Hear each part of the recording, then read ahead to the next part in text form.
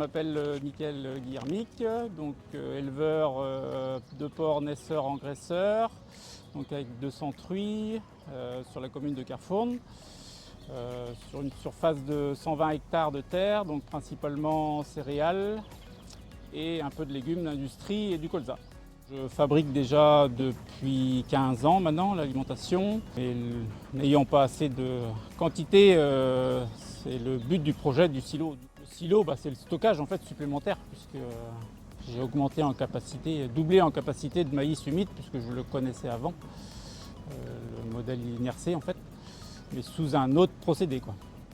Sur l'utilisation, rien n'a changé, puisque j'ai toujours procédé de la même façon. Je suis en alimentation sèche et c'est toujours identique aujourd'hui, quoi. Le silo tour donc, a été construit en septembre 2025 et la première récolte donc, en octobre. Donc ça fait 8 mois maintenant. Donc le silo tour fait une capacité de 470 tonnes, donc qui correspondait à quasiment la surface mise en maïs, donc qui était de 45 hectares. Le rendement étant de 100 quintaux, donc ça c'est tombé juste et ça suffit à toute la capacité qu'il y a besoin pour la partie engraissement, donc, qui est à fabriquer, quoi. Ici, en fait, se posait la question comment envoyer le maïs vers le broyeur et donc vers l'outil de distribution. Et ici, en fait, le choix a été fait de façon tout à fait originale, parce que c'est vraiment pas un modèle répandu, d'utiliser l'élévateur qui sert à charger le silo tour, de le reprendre pour l'envoyer vers la FAF. C'est ton idée? L'objectif, c'était d'être autonome sur la partie reprise et que tout soit cohérent pour avoir la plus grande facilité possible. Et étant avec un tractopelle avant sur les silos samelés, c'était tous les jours faire la manutention. Donc du coup, la disposition du silo, de l'élévateur correspondait très bien aux deux bâtiments, puisque le stockage et la fabrique. Il fallait trouver l'emplacement idéal pour pouvoir tout faire sans automatiquement du coup, quoi.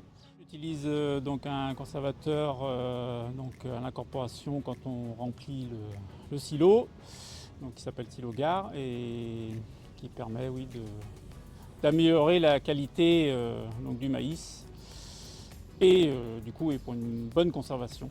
Moi, étant seul de toute façon sur l'exploitation, j'optimise le maximum sur toutes les tâches. Donc la fabrique d'aliments qui demande quand même beaucoup de surveillance et du travail quotidien. Il faut optimiser chaque petite étape au mieux et au plus rapide, quoi. Ne pas perdre avec le système, c'est surtout la facilité de reprise, de toute la manutention qui tourne autour du maïs. Si on compare à du silo couloir, c'est complètement différent, puisqu'il faut un outil motorisé pour reprendre le maïs. Ici, il y a juste à appuyer sur un bouton et l'élévateur fait son travail. Et voilà, donc ça représente 10 minutes de travail dans la reprise. Et au niveau récolte, c'est pareil, c'est moins contraignant puisque c'est rapidement rempli. On arrive plus facilement à suivre les machines que sur du broyage en couloir. Le projet de silo tour, c'est bien sûr un coût onéreux, mais au final, l'investissement sur le long terme est très rentable, je pense, par rapport au coût alimentaire. Et quand on voit l'inflation, il n'y a pas forcément que la matière première, c'est tout ce qu'il y a autour. On voit bien que le transport augmente, beaucoup de charges augmentent dans la fabrication d'un aliment, et il est toujours plus cher pour nous. Et au final, l'autonomie, elle ne change pas. Et c'est ça qui nous fait gagner.